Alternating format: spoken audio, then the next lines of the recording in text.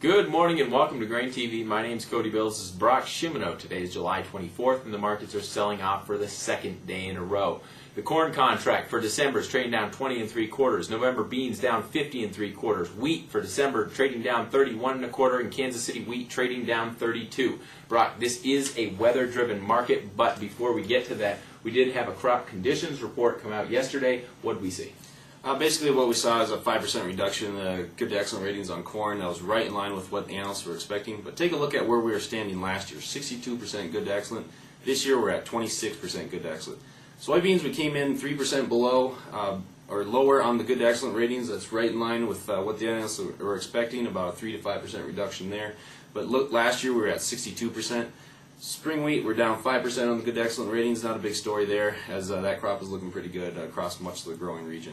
If we take a look at where we're standing on a national level, the good to excellent rating on the corn ratings have actually fallen drastically over the last several weeks. The green line here. The red line is the poor to very poor condition ratings. We've seen that move up sharply over the last several weeks. And this is in relation to where we were last year, the blue line. You can see we're quite a bit below where we were last year at this point. Let's take a look at the top 5 producing corn states. These 5 states account for about 65% of the total corn production. You can see over the last few weeks, all of these states have fallen off drastically on the good to excellent rating. The only glimmer of hope that I see out of these 5 states is Minnesota, the number 4 producing state, sitting at about 60% good to excellent. Nebraska has actually fallen below 40% as well, sitting at about 38% of the good to excellent rating. Yeah, looking forward at the weather forecast, one of the things that concerns me is Nebraska. There was a state that was ahead. It was right behind Minnesota, and they're going to be continuing to get dry weather and very hot weather. So it looks as though maybe in the coming weeks we'll see Nebraska move down and move lower.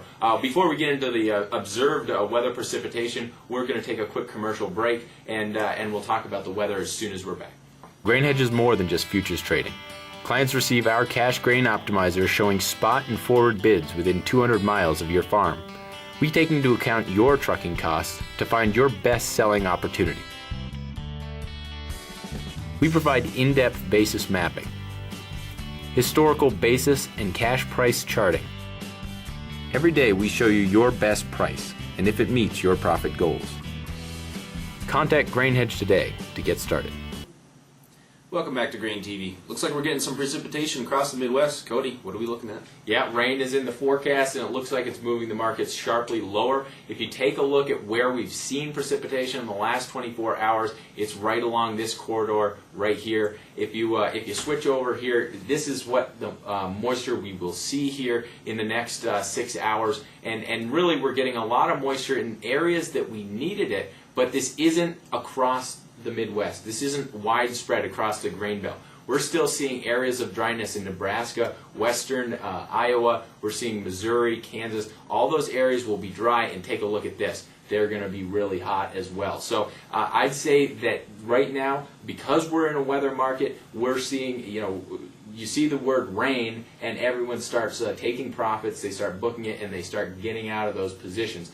I think we're in a significant sell-off, and I think that we could see continued follow-through tomorrow, especially when you think of those outside participants that joined this rally. This was such a nationally publicized drought. I think we saw outside money move into the grain markets, people that don't typically trade there, and I think that as soon as they stops are hit, I think as soon as they don't see any kind of return on their funds, they're going to run for the door, and that can kind of amplify the sell-off that we're seeing. Brock, let's take a look at fire tip. Let's take a look at the soybean chart here, and just look at how rapidly we sold off. I mean, there's a good chance if we can zoom in here. This is a 38% retracement right around this 15-20 area, and I think that's kind of an area we're going to want to watch as we continue to sell off if we get down there in the next day. Yeah, Cody, like you were saying, we were up near $17 there for a while late last week. The last couple of days we've actually taken about $1.30 off of this market. So we're falling pretty rapidly, as we kind of alluded to earlier last week, that if this thing does turn around, we are going to fall rather sharply. I think we are seeing some profits being taken. We're seeing probably some funds start to liquidate some of their long positions. And we're also seeing some of those weaker longs, like you were saying, that were getting that were adding positions later in the game getting taken off rather quickly as well. So I think we are going to sell off here for a little bit, but I think in the longer term outlook, we are going to be still going to be in a bull rally right now. Yeah, that sounds fair enough. But guys, don't stand in the way of this here. Be very cautious. This is a very fast-moving market, so you got to be nimble here. If you want to take a demo of the Fire Tip trading platform, give us a call 877-472-4607. You can hedge yourself. Follow us on Twitter. Follow us on Facebook. We'll see you tomorrow.